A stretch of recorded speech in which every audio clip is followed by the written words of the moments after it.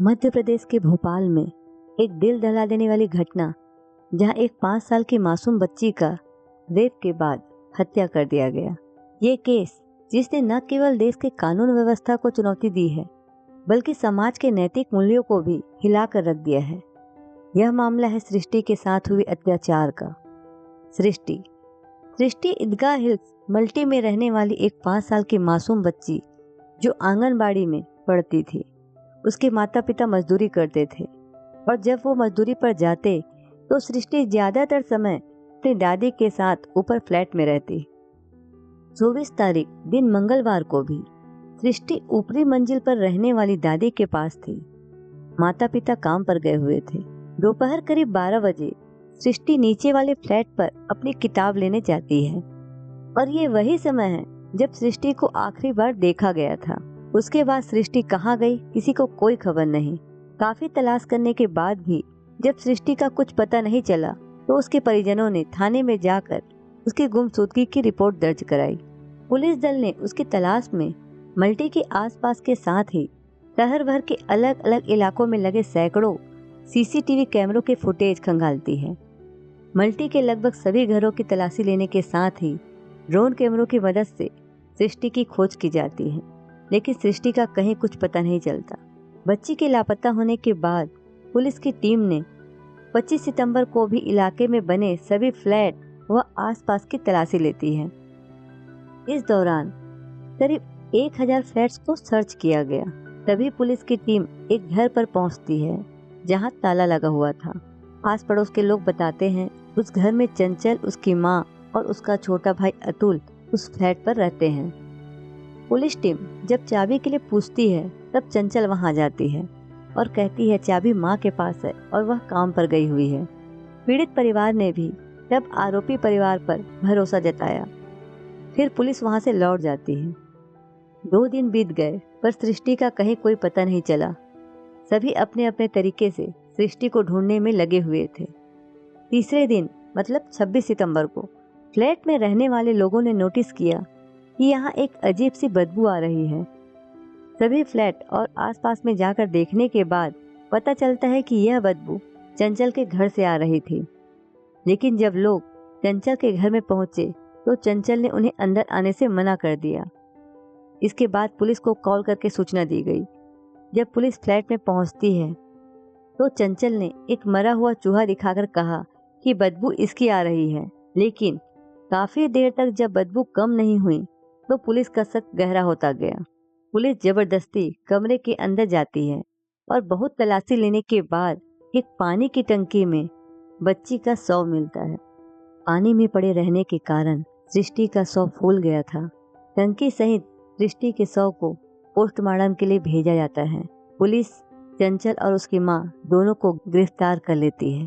पूछताछ में चंचल और उसकी मां ने चौंकाने वाले खुलासे किए। उन्होंने बताया इस हत्या के पीछे उसका बेटा अतुल निहारे का हाथ है। उसी ने सृष्टि की हत्या की है। इस खुलासे के बाद पुलिस की टीम ने भोपाल में अतुल की तलाश शुरू की, जो शहर छोड़ने के फिराक में था। आखिरकार पुलिस को अतुल का सुराग मिला और उसे पकड़ लिया गया। 35 साल के आरोपी अतुल से पुलिस ने लगातार पूछताछ की, जिसमें उसने अपना जुर्म कबूल कर लिया। उसने बताया कि वह मजदूरी करता है, लेकिन नशे के कारण कभी काम पर जाता है और कभी नहीं जाता। मंगलवार को भी वह घर पर ही था, जबकि उसकी मां और बहन काम पर चली गई थी। उस दिन नगर निगम की टीम फॉगिंग कर रही थी, जिसके कारण सभी लोग अपने अपने फ्लैट में थे और दरवाजा बंद था। इसी बीच मैंने बच्ची को ऊपर के फ्लैट से नीचे आते देखा। वह अपने फ्लैट की ओर गई, लेकिन उसके माता पिता घर पर नहीं थे। उसी समय मौका देखकर मैंने बच्ची को अपने फ्लैट में खींच लिया, उसके साथ दुष्कर्म किया तो उसकी तबीयत खराब होने लगी और वह चिल्लाने लगी। इससे मैं घबरा गया। पहले मुंह दबाकर उसे चुप कराया। मुझे डर था कि बच्ची बाहर जाकर अपने परिजनों को यह बता देगी। इससे बचने के लिए मैंने उसका गला दबाकर उसकी हत्या कर दी और शव को चादर में लपेटकर बिस्तर के नीचे छिपा दिया। काम से लौटकर माँ और बहन आई तो उन्हें जानकारी दी। तब शव को छिपाने, पुलिस को गुमराह करने और मुझे बचाने के लिए उन्होंने मेरा साथ दिया। उन दोनों ने लाश छिपाने में मेरी मदद की और किसी को शक न हो इसलिए हम सब पड़ोसियों के साथ बच्ची को तलाशते रहे। पुलिस और परिजन मेरे घर के अंदर तलाशी न ले पाए, इसलिए हम सब कमरे का ताला बंद कर अधिकांश समय बच्ची को तलाशते रहे। लाश पर जब मक्खियाँ लगने लगी और हल्की बदबू आने लगी तो माँ और बहन के साथ मिलकर किचन के ऊपर रखी छोटी सी टंकी में लाश को डाल दिया ताकि बदबू न आए और तलाशी होने पर बचा भी जा सके। बदबू को छिपाने के लिए माँ और बहन फिनाइल से बार बार पोछा लगाती रही। पुलिस ने जब भी फ्लैट की तलाशी लेने का प्रयास किया तब कोई न कोई बहाना बनाकर उन्हें रोक दिया गया। आरोपी माँ और बहन ने पुलिस को बताया कि हत्या के बाद हम लोग डर गए थे, इसलिए किसी को कुछ नहीं बताया। हम सोच रहे थे कि देर रात सुनसान माहौल में लाश को कहीं दूर ले जाकर फेंक देंगे, लेकिन मौका ही नहीं मिला। आरोपी अतुल के फ्लैट की तलाशी लेने पर पुलिस को उसके घर से खाली शराब की बोतलें मिली है। जांच में पता चला कि अतुल और उसका परिवार खरगोन जिले का रहने वाला है, जहां अतुल के खिलाफ 6 केस दर्ज हैं। इसमें छेड़छाड़, चोरी, मारपीट घटनाएं शामिल है। पुलिस की सख्ती के कारण वह करीब 4 साल से अपने गांव नहीं गया था। अतुल का परिवार पिछले 15 साल से भोपाल में रह रहा है। इस दौरान उन्होंने कई ठिकाने बदले हैं। शाहजहानाबाद थाना क्षेत्र स्थित जिस मल्टी में अतुल ने दुष्कर्म और हत्या की वारदात को अंजाम दिया, उसका परिवार वहां करीब 7 महीने पहले ही रहने आया था, जबकि आरोपी अतुल खुद करीब 1 महीने पहले ही यहाँ आया है। अतुल का उसकी पत्नी से विवाद चल रहा है। मारपीट से तंग आकर पिछले 2 साल से वह बच्चों के साथ अपने मायके में रह रही थी। वाजपेयी नगर मल्टी में रहने वाली एक वृद्धा ने बताया कि करीब 25 वर्ष पहले मैं और बसंती बाई निहाले का परिवार मदर इंडिया कॉलोनी में आसपास ही रहते थे। तभी उसने मेरे बेटे का अपहरण कर लिया था। पता लगने पर बाद में उसे छोड़ दिया। महिला का आरोप है कि इसके बाद मैं बसंती और उसके पति की हरकतों पर नजर रखने लगी।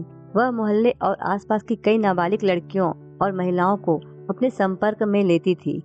उसके कुछ दिनों बाद वह लापता हो जाती और मिलती ही नहीं थी।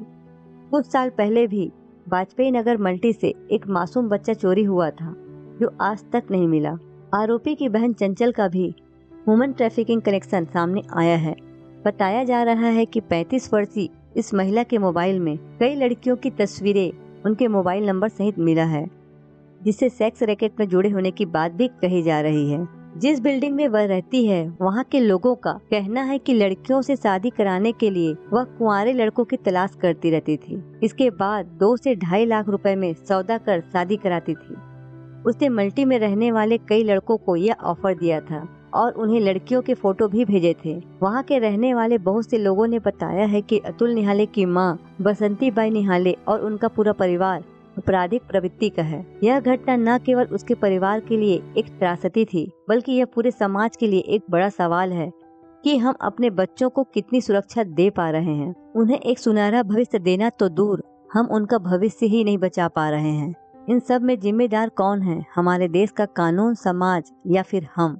सृष्टि जैसी मासूम बच्ची का इस तरह से दरिंदगी का शिकार होना सिर्फ एक अपराध नहीं, बल्कि एक चुपचाप हमारी सामूहिक जिम्मेदारी को अनदेखी करने का नतीजा है। यह हमारे समाज, कानून और हम सभी पर एक सवालिया निशान है कि क्या हम इतने असंवेदनशील हो गए हैं कि अपने पास हो रहे खतरों को नहीं देख पाते। एक बार सोचिए, अगर अतुल और उसके परिवार पर पहले ही कार्रवाई हो जाती, अगर आसपास के लोग उनकी संदिग्ध गतिविधियों को गंभीरता से लेते, तो क्या सृष्टि आज हमारे बीच नहीं होती। यह घटना हमें यह सबक देती है कि केवल अपने परिवारों के सुरक्षित भविष्य के बारे में सोचने से कुछ नहीं होगा, बल्कि हमें एक जिम्मेदार समाज भी बनाना होगा। हर छोटी छोटी कोशिश हमारे समाज को सुरक्षित और बेहतर बना सकती है। याद रखें, जागरूक रहना, सही कदम उठाना और आवाज उठाना ही वो बदलाव है जिसकी हमारे समाज को जरूरत है। आज जरूरत है कि हम सब एकजुट हो और अपनी जिम्मेदारी को समझे, अपने आसपास हो रही छोटी छोटी घटनाओं पर नजर रखें और अगर कुछ गलत नजर आए तो उसे नजरअंदाज न कर इसकी जानकारी पुलिस तक पहुंचाए। एक बेहतर समाज बनाने के लिए हमें खुद को बदलना होगा और यह तभी मुमकिन है जब हम इस बदलाव के लिए कदम उठाएं। ध्यान रखें, आपकी जागरूकता ही आपकी सबसे बड़ी ताकत है। अगर आपको यह वीडियो पसंद आया हो तो लाइक एंड शेयर जरूर करें और हमारे चैनल क्राइम और अवेयरनेस हब को सब्सक्राइब करना ना भूलें। फिर मिलते हैं एक नए वीडियो में एक नई सच्चाई के साथ।